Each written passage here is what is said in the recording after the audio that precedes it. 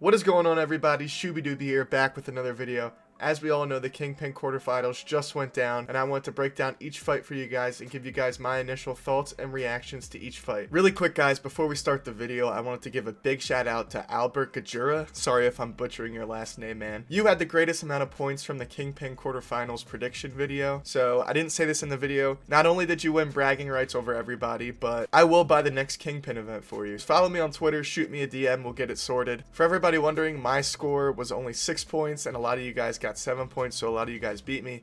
Anyway, let's get right into the video. The event as a whole was awesome. I had a lot of fun watching it. Great first card from KingPyn. Alright guys, for the first male fight, we had King Kenny versus my mate Nate. In my predictions video for this fight, I predicted that King Kenny would finally get over that mental block and start letting his hands go again. And he did just that. King Kenny knocked out my mate Nate in round 2, stopped him in round 2. I predicted that it would happen in round 3. Regardless, King Kenny implemented his game plan perfectly starting off round 1. He was touching Nate with that jab. Nate, with 5 weeks training, not used to no headgear and 10-ounce gloves, felt the effects of it. Hey, shout out to Nate though. He's a good guy, respectable guy. He was still in the fight, still wanted to fight, but Kenny was simply the better man. Kenny dropped him twice. At the end of the day, Kenny was just too much to handle for Nate. Nate was not used to the level of competition, and Kenny was the better man. Kenny's the better fighter. For the next male fight, we had Jarvis versus Tom Zanetti. And hey, I got some flack from you guys in my comments section because you guys were saying I was overrating Jarvis. I gotta say, I gotta toot my own horn a little bit. I predicted that Jarvis would win by unanimous decision.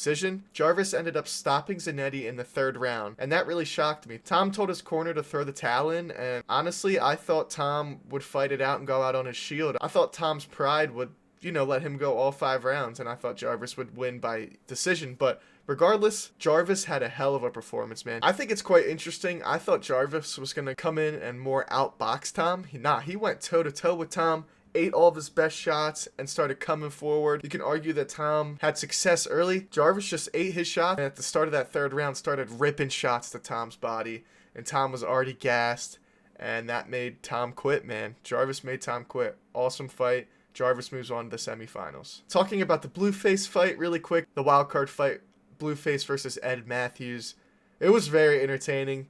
Blueface is a tall, longer guy, but he said, F all that. Blueface could have easily boxed off the back foot and just outclassed Ed, but he said, F all that. I'm going in there and throwing bombs. We're getting into a brawl. And man, they were duking it out. A lot of pushing, mouth guards flying everywhere. Towards the end of the fight, Blueface stopped Ed Matthews. There was several standing 8 counts. It was well worth putting on the card. This fight was entertaining for sure.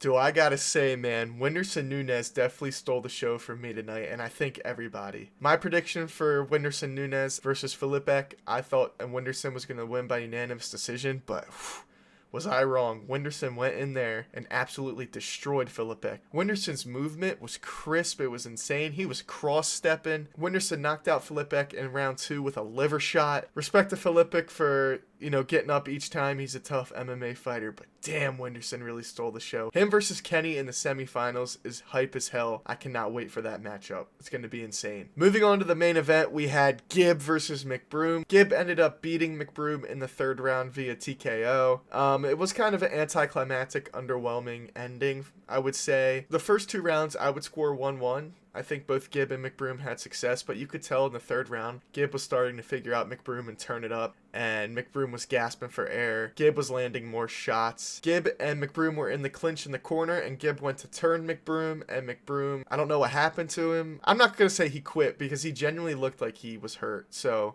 the word on the street is, what everybody's saying is that he broke or shattered his ankle. We're going to have to wait and see how true that is.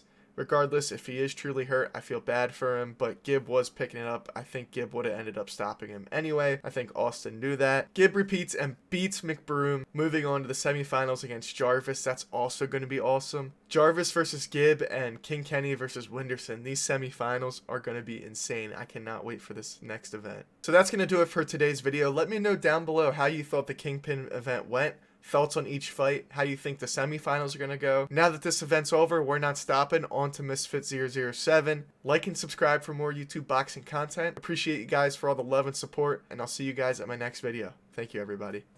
It rains, panties from heaven. Shooby-dooby.